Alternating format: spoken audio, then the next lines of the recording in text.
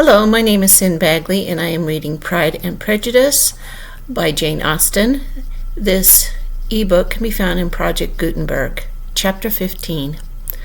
Mr. Collins was not a sensible man, and the deficiency of nature had been but little assisted by education or society, the greatest part of his life having been spent under the guidance of an illiterate and miserly father, and though he belonged to one of the universities, he had merely kept the necessary terms without forming at it any useful acquaintance. The subjection in which his father had brought him up had given him originally great humility of manner, but it was now a good deal counteracted by his self-conceit of a weak head, living in retirement, and the consequential feelings of early and unexpected prosperity. A fortunate chance had recommended him to Lady Catherine de Bourgh when the living of Hunsford was vacant, and the respect which he felt for her high rank and his veneration for her as his patroness, mingling with a very good opinion of himself, of his authority as a clergyman, and as his right as a rector, made him altogether a mixture of pride and obsequiousness, self-importance, and humility.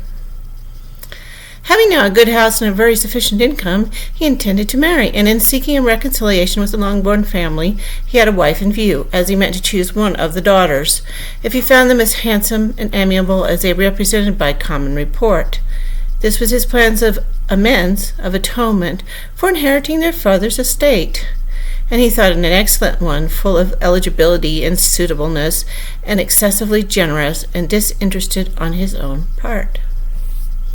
His plan did not vary on seeing them. Miss Bennet's lovely face confirmed his views and established all his strictest notions of what was due to seniority, and for the first evening she was his settled choice.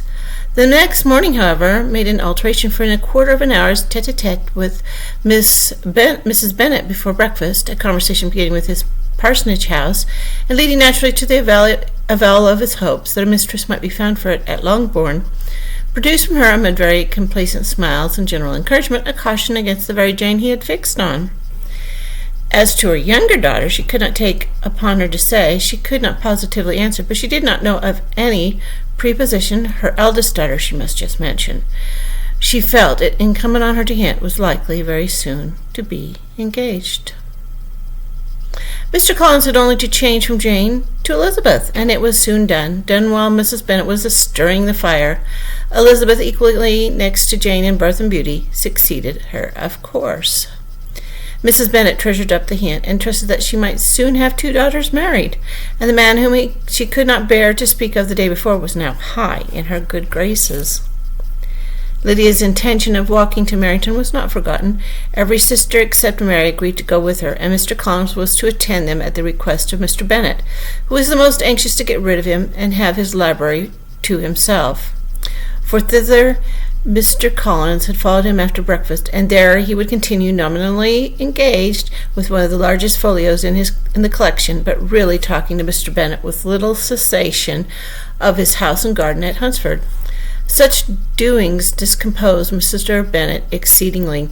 In his library he had been always sure of leisure and tranquillity, and though prepared, as he told Elizabeth, to meet with folly and conceit in every other room of the house, he was used to be free from them there. His civility, therefore, was most prompt in inviting Mr. Collins to join his daughters in their walk. And Mr. Collins, being in fact much better fitted for a walker than a reader, was extremely pleased to close his large book and go. In pompous nothings on his side and civil assents on that of his cousins, their time passed till they entered Meryton. The attention of the younger ones was then no longer to be gained by him. Their eyes were immediately wandering up the street in quest of the officers, and nothing less than a very smart bonnet indeed, or a really new muslin in the shop window, could recall them. But the attention of every lady was soon caught by a young man whom they had never seen before, and of most gentlemanly-like appearance, walking with another officer on the other side of the way.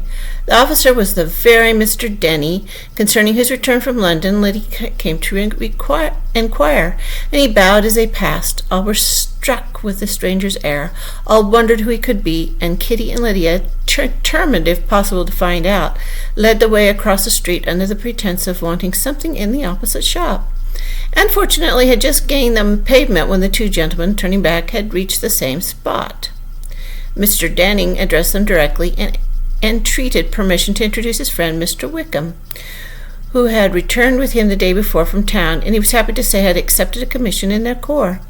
This was exactly as it should be, for the young man wanted only regimentals to make him completely charming. His appearance was greatly in his favor. He had all the best part of beauty, a fine countenance, a good figure, and very pleasing address. The introduction was followed up on his side by the happy readiness of conversation, a readiness at the same time perfectly correct and unassuming. And the whole party were still standing and talking together very agreeably when the sound of horses drew their notice, and Darcy and Bingley were seen riding down the street. On distinguishing the ladies of the group, the two gentlemen came directly towards them and began the usual civilities.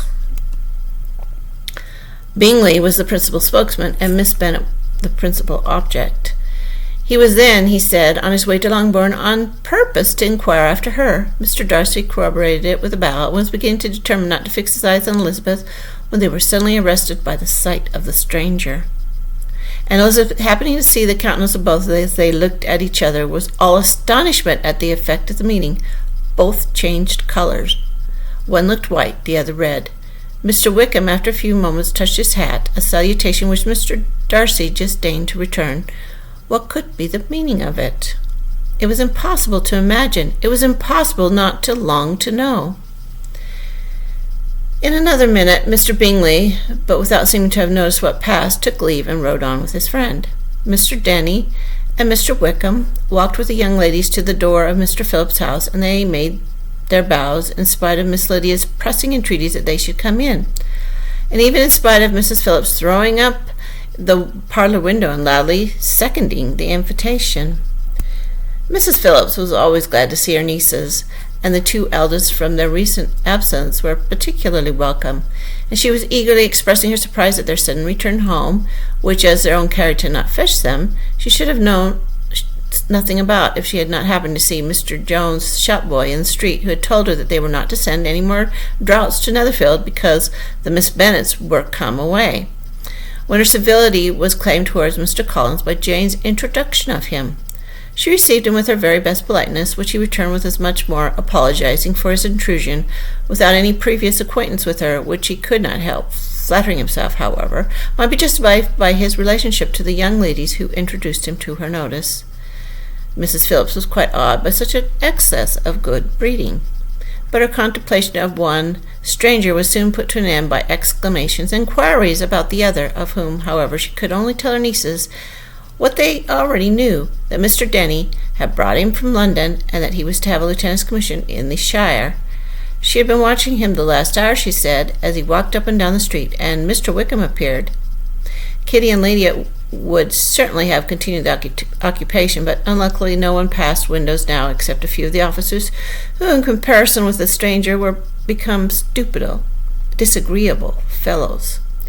Some of them were to dine with the Phillipses the next day, and their aunt promised to make her husband call on Mr. Wickham, and give him an invitation also if the family from Longbourn could come in the evening.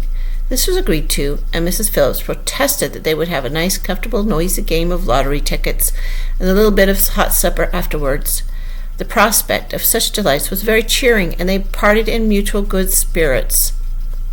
Mr. Collins repeated his apologies in quitting the room, and was assured with unwearying civility that they were perfectly needless. As they walked home, Elizabeth related to Jane what she had seen pass between the two gentlemen, but though Jane would have defended either or both, had they appeared to be in the wrong, she could no more explain such behavior than her sister. Mr. Collins, on his return, highly gratified Mrs. Bennet by admiring Mrs. Phillips's manners and politeness. He protested that, except Lady Catherine and her daughter, he had never seen a more elegant woman, for she had not only received him with utmost civility, but even potentially included him in her invitation for the next evening, although utterly unknown to her before, something he supposed might be attributed to his connection with them, but yet he had never met with so much attention in the whole course of his life. And that is the end of chapter 15.